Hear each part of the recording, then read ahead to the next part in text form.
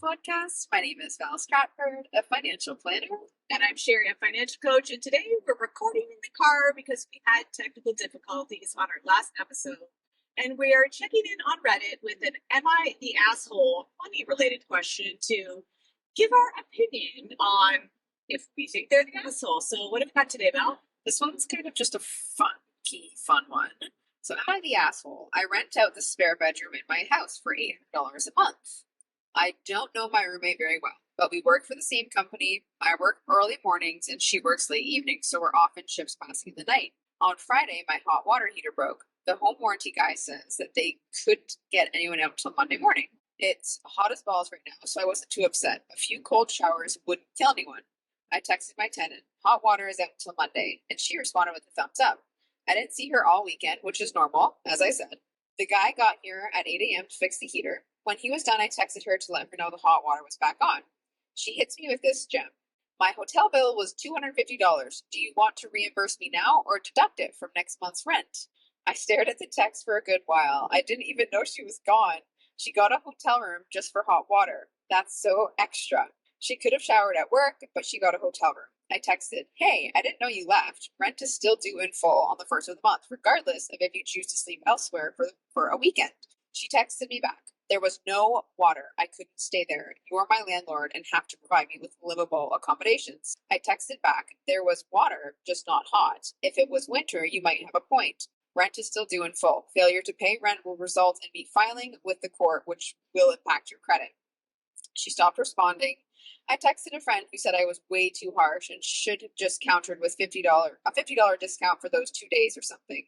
Which, sure, if she'd asked for a $50 reduction, that would have been reasonable. But I'm not paying for her hotel, and the audacity of her to ask me pisses me off.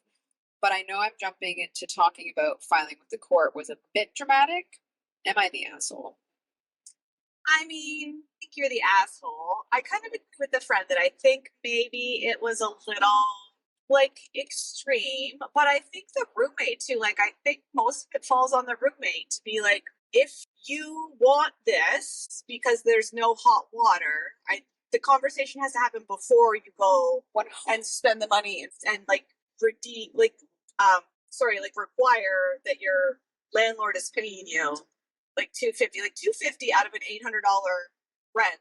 That's $250 out of a $2,000 rent.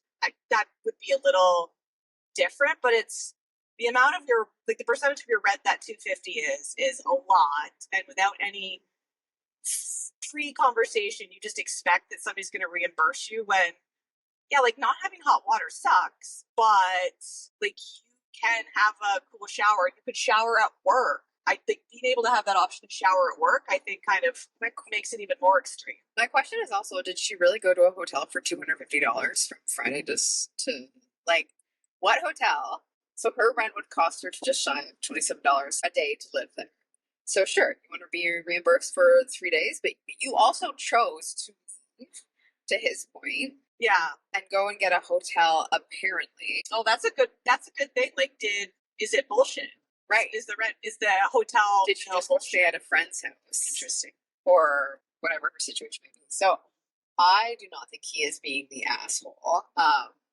Yeah, I don't think the landlord is being the asshole. I think they're being a little extreme, and I think the suggestion of the friend to offer something to say, hey, I'm going to give you $100 off rent for the inconvenience, and kind of having that conversation around if something like this happens in the future, let's have conversations about what you believe a good resolution is before you go and decide what the resolution is without any input from the landlord. I think he should have taken the 24-hour rule because the emotions were clearly pretty high.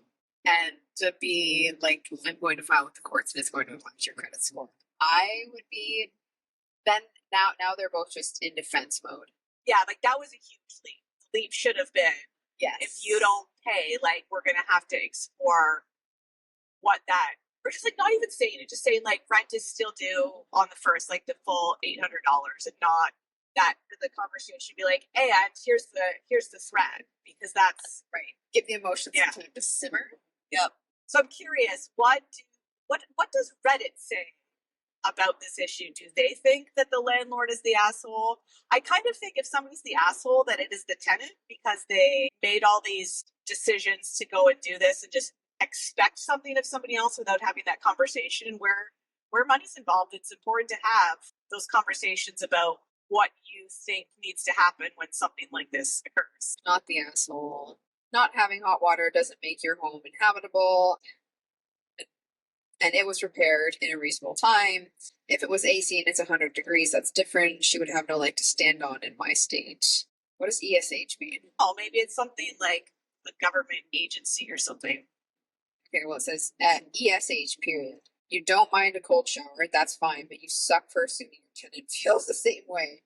She sucks for being passive aggressive with the 250. Both of you need to communicate better and compromise. Fair. So that person kind of thinks they're both the asshole. ESH means everyone sucks here. Reddit teaching old people what the acronyms mean. She should have showered at work. OP states their workplace has showers. So yeah, that's if there wasn't an alternative to shower, maybe. But even in that case, if they didn't have an alternative spot to shower, like go get a day pass at a gym or something like that. Because it's like the shower is the only concern, hot water wise, that there's more affordable options to get a shower. Someone also brings up that the tenant gave the thumbs up, so we assume she was okay with it. Yeah, I heard one.